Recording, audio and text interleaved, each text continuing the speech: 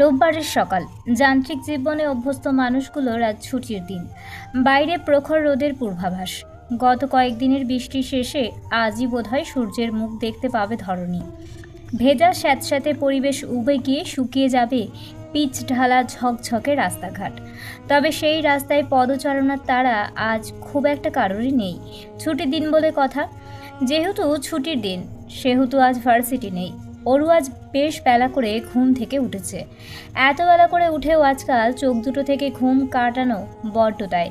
কোনো মতে ঢুলুঢুলু পায়ে রোবটের মতো নিজের সকালের কাজগুলো সেরে অরু চলে এসেছে হলরুমে। বাড়িতে অরু ব্যতীত কেউ নেই। শুধুমাত্র হলরুমের ডিভানে বসে লেজ নাড়ছে ডোরা। ডোরাকে এভাবে ডিভানের উপর বসে থাকতে দেখেই এক ঝটকায় ঘুম ছুটে গেল অরুর। চোখের পাতায় কয়েকবার পলক ফেলে দাঁত দিয়ে জিভ কেটে এগিয়ে গিয়ে ডোরাকে উদ্দেশ্য করে অরু বলল, কি করছিস তোরা? এটা জায়ান কৃতিকের বসার জায়গা। তুই এখানে বসেছিস জানলে তোকে আর আমাকে দুজনকে ঘাট ধাক্কা দিয়ে বাড়ি থেকে বের করে দেবে প্রফেসর জেকে। ঘর বাড়ি হারিয়ে বনবাসী হতে চাই না, না চাইলে তাড়াতাড়ি নাম। অরুর তীব্র চোখ রাঙানো ধমকে বোধহয় কাজ হলো। তৎক্ষণাৎ লেজ নাড়তে নাড়তে জায়গা ত্যাগ করল ডোরা। ডোরা মুখ কাঁচুমাচু করে চলে যাওয়াতে অরু সেদিকে তাকিয়ে ফোঁস করে একটা দীর্ঘশ্বাস ছেড়ে বলল, রাগ করার কি আছে? আমি তো যা সত্যি তাই বললাম। প্রফেসর জেকে তো আর তুই চিনিস না, তাই মন রাগ দেখাচ্ছিস। আমি চিনি, চিনবো নাই বা কেন বল? ক্লাসে মাইক্রো ইকোনমিক্স পড়াই তো। অরুর এত হাবিজাবি কথা বুঝলো না তা বোধগম্য নয়। সে চুপচাপ গিয়ে লেজ গুটিয়ে অন্যত্র জায়গা দখল করে নিল। বসে পড়ল কিচেন কাউন্টারের এক পাশে। ডোরার কার্যক্রম খানিকক্ষণ পর্যবেক্ষণ করে অরুর চোখ গেল দোতলায় কৃতিকের ঘরের দিকে। আজ উইকেন্ড, অথচ কৃতিক সকাল সকাল বাড়িতে নেই। কোথায় গিয়েছে সেটাও অরুর জানে না, জানার কথাও নয়। তবুও চোখ দুটো আজকাল হুটহাট তার খোঁজ করে বসে। কেন করে তা জানা নেই অরুর। মন মস্তিষ্কও তাতে একযোগে সায় জানায়। হৃদয়ের কোন দিক থেকে কোনো বাধা নেই। তবুও অরুর ভয় হয়, ভীষণ ভীষণ ভয়। সেই সাথে কৃতিকের ওপর একরাশ বিরক্তি আর অভিমান তো আছেই। কি করে পারলো ওকে এভাবে জোর করে বিয়ে করতে? ওর মতামতের কি কোনো দাম নেই? পরেক্ষণেই মনে পড়ে যায় সেদিন রাতে কৃতিকের দেওয়া গম্ভীর হৃদয় নিংড়ানো আশ্বাসটুকু। চিন্তা নেই, পুরো দুনিয়া আমি দুহাতে সামনে নিব, তোর শরীরে কলঙ্কের আঁচও লাগতে দিব না। কথাগুলো ছিল ভেলভেট মেঘের মতোই মসৃণ, অথচ প্রত্যেকটা কথার উপচে পড়েছিল কি ভীষণ পুরুষত্ব আর কর্তৃত্ব। যেন কৃতিকের জন্মই হয়েছে অরুকে দু হাতে আগলে রাখার জন্য। সেদিনের বলা প্রত্যেকটা শব্দ তীব্র ঝংকার তুলেছিল অরুর শরীরের রন্ধ্রে রন্ধ্রে। মাথার মধ্যে উপচে পড়া চিন্তার জলোচ্ছ্বাসেরা মুহূর্তেই গতিপথ বদলেছিল। চোখ বন্ধ রেখে বিশ্বাস করতে ইচ্ছে হচ্ছিল মানুষটা যা বলছে ঠিক বলছে। বিয়েটা যখন জোর করে করেছে তখন দায়িত্ব অবহেলা করার পাত্র জায়ান কৃতিক নয়। কিন্তু সময়ের পরিবর্তনে আবারও মনে হতে লাগলো তাতে কি আসে যায়। কৃতিক যতই বলুক, ধর্মে যতই প্রাধান্য থাকুক, সৎ ভাইয়ের সাথে বিয়ের সম্পর্ক কোনো সমাজই ভালো চোখে দেখবে না, কোনোদিন না। তার উপর মা আর আপা তো আছেই। অরু যখন নিজের অনিশ্চিত বৈবাহিক সম্পর্ক নিয়ে গভীর চিন্তায় মগ্ন হয়ে আছে, তখনই ল্যান্ডফোনের তীক্ষ্ণ আওয়াজে ওর ভাবনার সুতো ছিঁড়ে যায়। কৃতিকের শূন্য ঘরের দিকে থেকে চোখ নামিয়ে অরু তাকায় সেদিকে। মনে মনে ভাবে, ল্যান্ডলাইনে কল এসেছে, তার মানে আমার কল। কিন্তু এই সময় কে কল দিল? অরু ঠোঁট কামড়ে ফোনের ওপাশের মানুষটাকে আন্দাজ করতে না পেরে সহসা এগিয়ে গিয়ে ফোন কানে ধরল। ফোন কানে নেওয়ার সঙ্গে সঙ্গে ওপাশ থেকে ভেসে এলো অনুর উচ্ছ্বসিত ক্রন্দনরত আওয়াজ। গলার অসম্ভব খুশি আর চোখের অশ্রুসিক্ত নোনা জল ধরে রেখে অনু বলল, অরু, দ্রুত নার্সিংহোমে চলে আয়, মা তোকে দেখতে চাইছে। অনুর কথায় চোখ দুটো বড় বড় করে অরু অবিশ্বাস্যের সুরে দ্বিতীয়বার শুধায়, কি বলছিস আপা? সত্যিই মা আমাকে খুঁজছে? হ্যাঁ রে বোন, মা তোকে খুঁজছে, এলেই দেখতে পাবি। অনুর সঙ্গে সঙ্গে অরু এবার ব্যথাতুর খুশিতে ডুকরে কেঁদে উঠল। হ্যাঁ সূচক মাথা নাড়িয়ে বলল, আমি এক্ষুনি আসছি আপা, এক্ষুনি আসছি। ওর কথায় সায় জানিয়ে অনু কল কেটে দিলে। অরু দ্রুত ব্যস্ত হয়ে পড়ে রেডি হওয়ার জন্য। অপারেশনের পরে মায়ের জ্ঞান ফিরেছে বেশ কয়েকদিন আগেই, তবে তখনও এত বড় অপারেশনের দুর্বলতা কাটিয়ে উঠতে পারেনি বলে কথা হয়ে ওঠেনি মায়ের সাথে। আজ বোধ হয় মা পুরোপুরি সুস্থ হলো। অসম্ভব খুশিতে পাগল পাগল লাগছে অরুর। আজ আবারও কতগুলো দিন পর সেই মাকে আগের মতো দেখতে পাবে অরু। না আর অপেক্ষা করা যাচ্ছে না। কোনো মতে পরিপাটি হয়ে হাতের পার্সটা নিয়ে দরজা লক করে অরু দৌড়তে দৌড়াতে বেরিয়ে গেল কৃতিকের আলিশান বাড়ি থেকে। হসপিটালে এসে দৌড়াতে দৌড়াতে করিডোর পেরিয়ে মায়ের কেবিনের সামনে এসেই পা দুটো থমকে গেল অরুর। ভেতরে মা কথা বলছে, সুস্পষ্ট আওয়াজ। কতদিন পর মায়ের কথা কানে আসছে। হৃদয়টা গুমোট আবহাওয়ার মতোই হাঁসফাঁস করছে ওর। মনে পড়ে যাচ্ছে শুরু থেকে সব কিছু।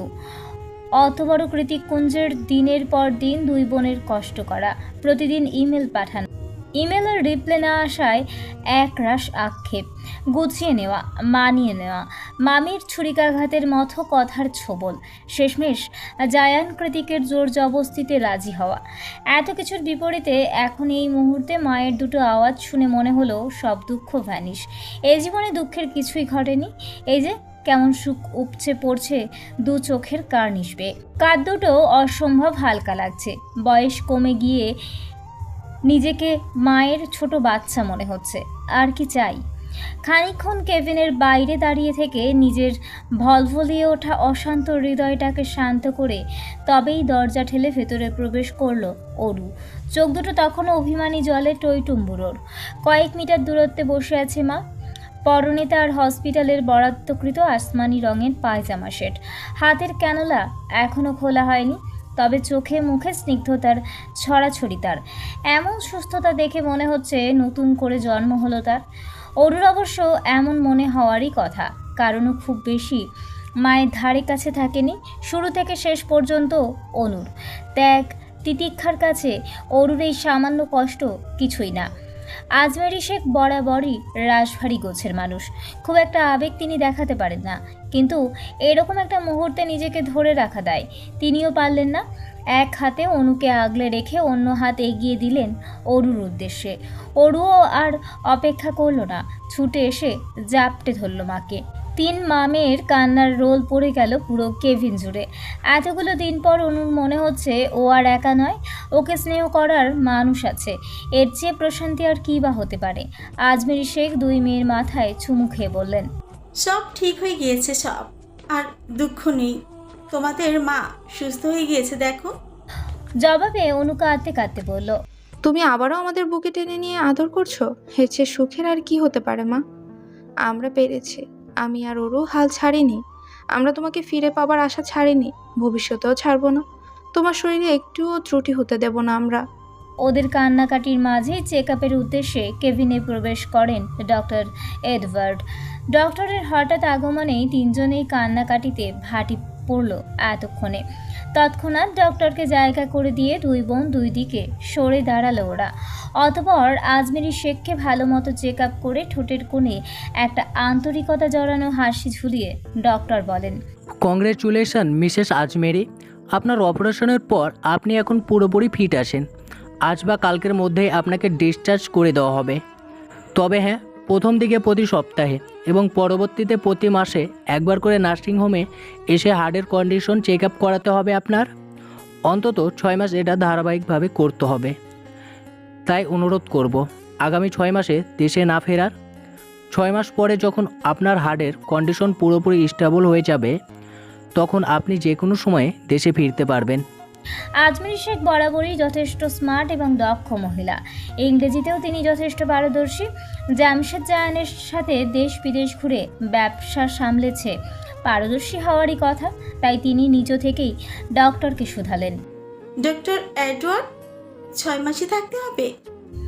ডক্টর এডওয়ার্ড স্মিথও হেসে জবাব দিলেন, depend on your heart. Heart যত তাড়াতাড়ি আপনার শরীরের সাথে খাপ খাওয়াতে পারবে, আপনি তত তাড়াতাড়ি ফিরতে পারবেন। ডক্টরের কথায় আজমেরি শেখ হ্যাঁ সূচক মাথা নাড়ালেন। ডক্টর অনুকে কিছু দিক নির্দেশনা দিয়ে কেবিন থেকে চলে যায়। ডক্টর বেরিয়ে যাওয়ার কয়েক মিনিটের মাথাতেই একটা ফ্লাওয়ার বুকে নিয়ে কেবিনে ঢুকলো প্রত্যয়। অনু তখনও বসে বসে ডক্টরের বলা কথাগুলো নোট করছিল ডায়েরিতে। অরু মায়ের জন্য কমলার খোসা ছাড়াচ্ছিল। প্রত্যয় এক ঝলক অনুর দিকে তাকিয়ে সোজা গিয়ে আজমেরি শেখের সামনে দাঁড়িয়ে পড়ে।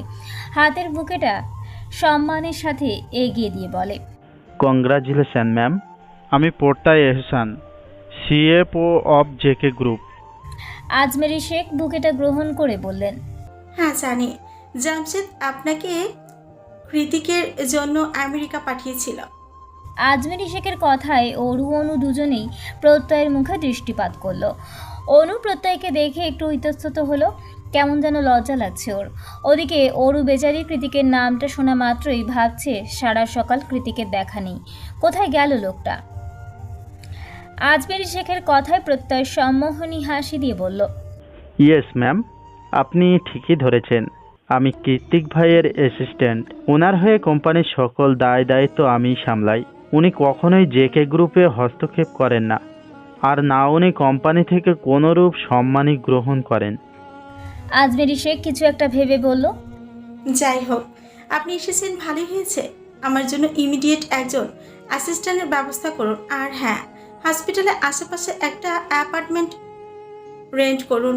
যেহেতু আরও 6 মাস থাকতেই হচ্ছে, সেহেতু আমি আমার মেয়েদের নিয়ে সেখানেই উঠব। জায়ান কৃতিক চৌধুরী আমার অবর্তমানে আমার মেয়েদের সাহায্য করেছে, থাকতে দিয়েছে। আমি তার প্রতি অন্তরস্থল থেকে কৃতজ্ঞ। তবে তার সাথে একই ছাদের নিচে থাকতে আমি আগ্রহী নই। প্রত্যয় রোবটের মতো দাঁড়িয়ে আজমেরি শেখের সকল হুকুম শুনে গেল, অতঃপর ছোট করে বলল, ওকে ম্যাম, আমি সব কিছুর ব্যবস্থা করছি। বলে কেবিন থেকে বেরিয়ে যায়। আজমেরি শেখের হুট করে এতগুলো সিদ্ধান্তে অনুর কোনরূপ ভাবান্তর না হলেও অরুর কেমন যেন ভেতরে ভেতরে সূক্ষ্ম চিনচিনে ব্যথা অনুভব হচ্ছে। চারিদিকে সুখের জোয়ারে পরিপূর্ণ, তবু কিসের অসম্পূর্ণতায় হৃদয়ের এই চিনচিনে ব্যথা জানা নেই অরুর। দিনের আলো নিভে গিয়ে সন্ধ্যা হতেই বাইক রাইডিং ক্লাবগুলো পরিণত হয় নাইট ক্লাবে। উচ্ছনে যাওয়া বড়লোকের বাউন্ডলে ছেলে মেয়েদের সবচেয়ে প্রিয় জায়গা এটি। কলেজ ভার্সিটি ফাঁকি দিয়ে সারাদিন রাইডিংয়ের মতো থ্রিলিং গেম উপভোগ করে সন্ধ্যা না হতে হতেই শুরু হয়ে যায় ডিস্কো পার্টি। সাদা ফকফকে আলো নিভিয়ে দিয়ে লাল নীল হলুদ ফেয়ারি লাইটের আলোয় ঝিকমিক করে ওঠে চারিপাশ। এক সাইডের বিভিন্ন দেশ থেকে আনা সারি সারি কাচের বোতলের সজ্জিত ব্র্যান্ডেড বার কাউন্টার, অন্য সাইডে ডিজে গানের ধূপধূপ কম্পিত আওয়াজের তালে তালে সকলের ডান্স পার্টি। অবশেষে সারা রাত ধরে মদ্যপান আর নাচের শেষে ভোর রাতে চরম আনন্দে গা ভাসান। আমেরিকানদের জন্য এর চেয়ে চেয়ারফুল জায়গা আর কোথাও নেই বোধহয়। এদের মাঝে কৃতিক হলো রাইডিং ক্লাবের সুপারস্টারের মতো, কখন আসে কখন যায় কেউ তা জানে না। ও সাধারণত ম্যাচ শেষ হতেই নিজের ইচ্ছা মতো চলে যায়, কিন্তু আজ কোনো এক অযাচিত কারণে সন্ধ্যার পরেই ক্লাবে প্রবেশ করেছে কৃতিক। ওর সাথে অর্ণবও রয়েছে। অর্ণবের মুখভঙ্গিমা দেখেই বোঝা যাচ্ছে এরকম একটা ফালতু জায়গায় ওকে জোর করে টেনে টুনে নিয়ে এসেছে কৃতিক। চারিদিকের মিউজিক আর হই হুল্লোড়ে কান ঝালাপালা হয়ে যাওয়ার উপক্রম। অর্ণব বিরক্ত হয়ে কৃতিককে বলল, এখানে কেন নিয়ে এলে? তোর যদি এতই নাচার শখ থাকে তো তোর বউকে নিয়ে আসতে। আমি কি তোর সাথে নাচবো নাকি? চুপ কর শালা। কৃতিক অর্ণবকে চুপ করিয়ে টানতে টানতে নিয়ে গেল বার কাউন্টারে। ওকে বার স্টুলে বসিয়ে দিয়ে নিজেও বসে পড়ল পাশেরটাতে। সামনে দাঁড়িয়ে থাকা ওয়েটারকে 2টো হুইস্কির অর্ডার দিয়ে কৃতিক ক্লাবের চারিদিকে চোখ বুলিয়ে বলল, এই ক্লাবের সিসিটিভি সিস্টেমটা হ্যাক করতে হবে অর্ণব। কৃতিকের কথায় অর্ণব ভ্রু কুঁচকে বলল, কি তুই আবারও ঝামেলা পাকাবি? কৃতিক ঠোঁট কামড়ে অর্ণবের চোখে তীর্যক দৃষ্টিপাত করে বলল, ঝামেলা তো পাকাতেই হবে ব্রো, রিভেঞ্জ নেওয়াটা যে এখনো বাকি। এই ক্লাবেরই একজন খুব দুঃসাহস দেখিয়ে আমার দুর্বলতায় হামলা করেছিল। তাকে এক ঝলক নিজের পৈশাসিক রূপটা না দেখালে হয় বল? আমি তো এতটাও ভালো ভদ্রলোক নই। অর্ণব দীর্ঘশ্বাস ছেড়ে বলল, তুই কি বলছিস? আমি কিছুই বুঝতে পারছি না। কি দেখাবি? কাকে দেখাবি? অর্ণবের কথার পাছে কৃষিক কিছু বলতে যাবে তার আগেই সেখানে আগমন ঘটে ক্লাবের অন্যতম সদস্য জ্যাকসনের, যাকে মাঝখানেক আগেই রাস্তায় ফেলে ইচ্ছেমতো মেরেছিল কৃতিক। তারপর অবশ্য সব সমস্যার সমাধান হয়েছে। ক্লাবের ম্যানেজিং কমিটি ওদের দুজনকে মিলিয়ে দিয়েছে। জ্যাকসনও ক্ষমা চেয়েছে নিজের কর্মকাণ্ডের জন্য। এখন সম্পর্কটা মোটামুটি ঠিকঠাক। তাই তো কৃতিককে দেখা মাত্রই এগিয়ে এসেছে সে। এগিয়ে এসে আরেকটা বার স্টুলে টেনে বসতে ঠোঁটের ভাঁজে সূক্ষ্ম হাসির রেখা টেনে অবাক হয়ে জ্যাকসন শুধালো, আরে জেকে ব্রো, আপনি তো কখন এই নাইট ক্লাবে থাকেন না, আজ হঠাৎ? জ্যাকসনের কথায় কৃতিক নিজেও ঠোঁটের কোণে হাসি টেনে বলল, তোমাদের সাথে ড্রিঙ্কস করতে মন চাইলো, তাই থেকে গেলাম। ভালো করে নি? বাহ, that's real good bro, let's enjoy. ওদের মধ্যে জ্যাকসনই প্রথমে পান করা শুরু করে। 1 প্যাক, 2 প্যাক, 3 প্যাক, অতঃপর অগণিত প্যাক। কৃতিক আর অর্ণব কিছুটা টাল হয়েছে, তবে জ্যাকসনের অবস্থা পুরোপুরি টালমাটাল। দু চোখ ঝাপসা, চোখের সামনে বসে থাকা একটা কৃতিককে 10টা মনে হচ্ছে। কি রোমাঞ্চকর! Let's do a right Jackson, I am sure এবার তুমিই চ্যাম্পিয়ন হবে। জ্যাকসন যখন টলতে টলতে আরও হার্ড ড্রিঙ্কসের অর্ডার দিচ্ছিল, তখনই কৃতিক ওকে অফারটা করে বসে। জ্যাকসনের মাথা ঠিক নেই, ওর মাথায় চ্যাম্পিয়ন হওয়ার ভূত বহু আগে থেকেই চড়ে বসে আছে। এই মুহূর্তে নিজের শরীরের একটা আলাদাই জোশ অনুভব করছে জ্যাকসন। মনে হচ্ছে ওর উপরে টেক্কা দেওয়ার মতো কেউ নেই, কেউ থাকতেও পারে না। জেগেকে আজও দেখিয়েই ছাড়বে সেটা। কৃতিক বলার সঙ্গে সঙ্গে দাঁড়িয়ে পড়ে জ্যাকসন। নিজের শার্টের কলারে একটা ঝাড়া দিয়ে বাইকের হেলমেট নিয়ে বাইরে যেতে যেতে বলে, লেটস গো। কৃতিক বাঁকা হেসে বলল, ওয়াও, এত জলদি? জ্যাকসন চলে গেল। কৃতিকও নিজের হেলমেট নিয়ে ওর পেছনে হাঁটা দিল। অর্ণবকে টেনে নিয়ে বলে, তুই কি পাগল? ও তো পুরোই টাল হয়ে আছে, বাইক স্টার্ট তোর সাথে সাথে অ্যাক্সিডেন্ট করবে। কৃতিক দাঁতে দাঁত চেপে বলল, সেটাই চাইছি, চল এবার। পেছন থেকে অর্ণব বলল, আর তুই নিজেও তো ড্রাগ। নিজের ওপর কন্ট্রোল আছে আমার অর্ণব, তুই চল। নিজেদের সুপরিচিত রাইডিং ম্যাচের রাস্তায় এসে দুজনেই বাইক স্টার্ট করলো ওরা। চারিদিকের রাস্তাটা পুরোপুরি অন্ধকার নয়, আবার খুব আলোকিতও নয়। সোডিয়ামের নিয়ন আলোয় পুরো রাস্তা জুড়ে আলো ছায়া বিরাজমান। জ্যাকসনের মাথায় চ্যাম্পিয়ন হওয়ার ভূত কুণ্ডলি পাকিয়ে মাথা চাড়া দিয়ে উঠেছে। আজও দেখিয়েই ছাড়বে জ্যাকসন কী জিনিস। ওদিকে কৃতিক প্রথমেই খুব ধীর গতিতে বাইক স্টার্ট দেয়। বাইক স্টার্ট দেওয়ার সঙ্গে সঙ্গে জ্যাকসন হাওয়ার বেগে দৃষ্টিসীমার বাইরে চলে যায়।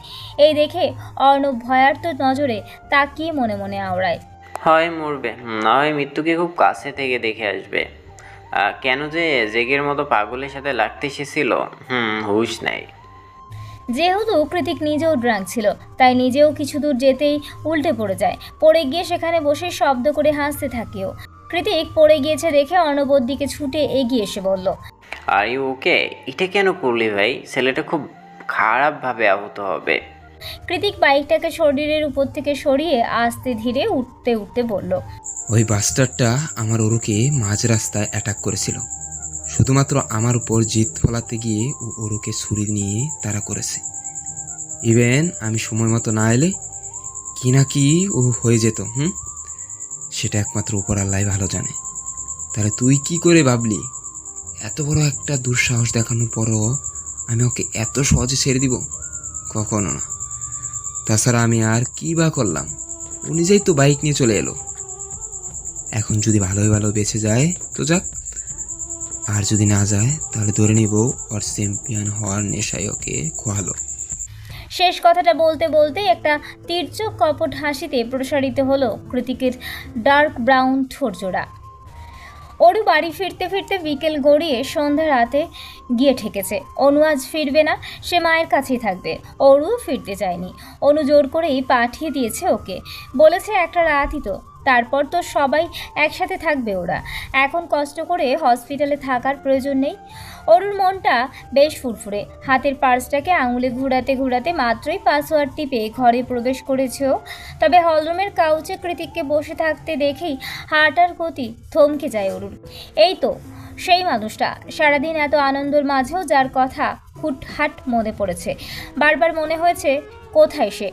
কাউচের উপর গা ছড়িয়ে দিয়ে দুপা টি টেবিলের উপর রেখে বসে আছে কৃতিক। নির্ঘুম নিষ্প্রভ কামুক চোখ দুটো অরুর পানে নিবদ্ধ। কৃতিকের মুখের দিক থেকে চোখ সরিয়ে অরু দৃষ্টিপাত করেছে ওর পায়ের দিকে।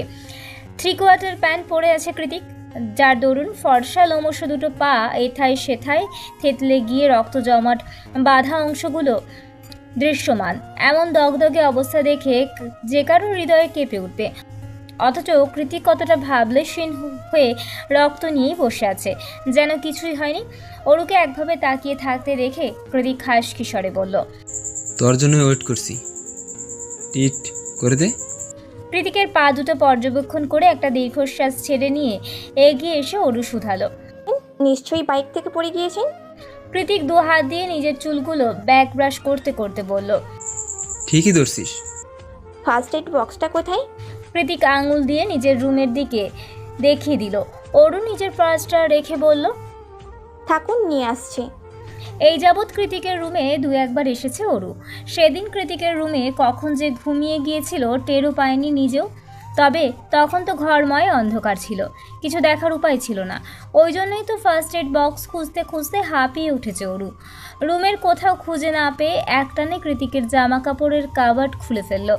ও কাবার্ডের ড্রয়ারের ফার্স্ট এড বক্স রাখা ছিল। অরু সেটাকে হাতে নিয়ে আরও একটা ছোট্ট বক্স দেখতে পায়, সুন্দর কারুকার্য করা কাঠের বক্সটা। কি আছে এর মধ্যে? প্রশ্নটা মনের মাঝে উকি দিতেই এদিক ওদিক তাকিয়ে অনেকটা বিস্ময় আর কৌতূহল নিয়েই বক্সটা খুলল অরু। অরু ভেবেই নিয়েছে এত সুন্দর বক্সে হয়তো কোনো হিরে জহরত থাকবে নিশ্চিত।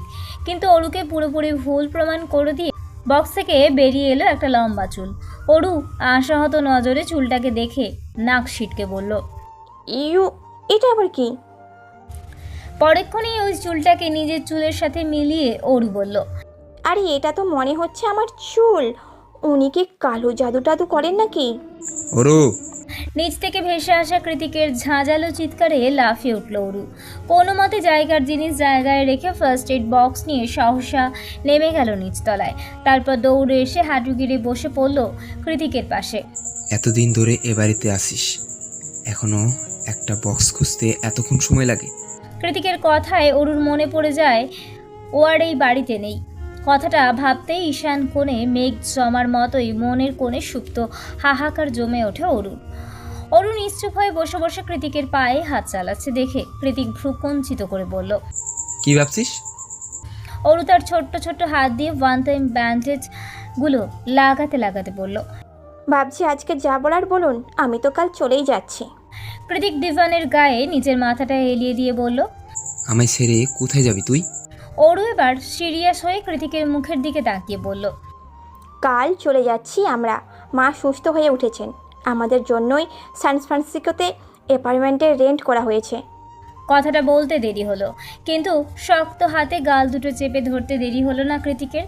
হঠাৎ চড়াও হওয়া তীব্র রাগের বেশ শক্ত করেই অরুর গাল দুটো চেপে ধরেছে কৃতিক। এতক্ষণের শান্ত মসৃণ রূপটা মুহূর্তেই ধারণ করেছে ভয়ঙ্কর অগ্নিমূর্তি। অরুর মনে হচ্ছে ওর গালের হাড়গোড় এক্ষুনি ভেঙে যাবে। অসহিষ্ণু ব্যথায় চোখ দুটো টলমলে হয়ে উঠল ওর। তৎক্ষণাৎ অস্পষ্ট সুরে কৃতিক বলল, খুব ব্যথা লাগছে, ছাড়ুন। কৃতিক ছাড়ল না, উল্টে ওকে কাছে টেনে নিয়ে হিসিয়ে বলল, আমার জীবনের সবচেয়ে বড় ভুল কি জানিস? তোর প্রেমে পড়া। সেই শুরু থেকে যন্ত্রণা দিতে দিতে লাইফটাকে হেল বানিয়ে ফেলেছিস, এখনো দিচ্ছিস।